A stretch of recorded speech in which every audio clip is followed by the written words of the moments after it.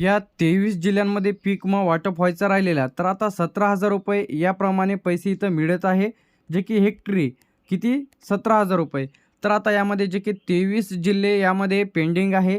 तर आता सर्वप्रथम यामध्ये जे काही पेंडिंग जिल्हे आहे, तर यामध्ये आपण छत्रपती संभाजीनगर, जालना, परभणी, हिंगोली, नांदेड, लातूर, बीड, धाराशिव, पुणे, सातारा, सांगली, कोल्हापूर, सोलापूर, अहमदनगर, नाशिक, पालघर, ठाणे, रायगड, रत्नागिरी, सिंधुदुर्ग, मुंबई शहर, मुंबई उपनगर, जे काही गडचिरोली. तर आता या 36 जिल्ह्यांपैकी 13 जिल्ह्यांमध्ये वाटप इथं सुरू झालेले आहे.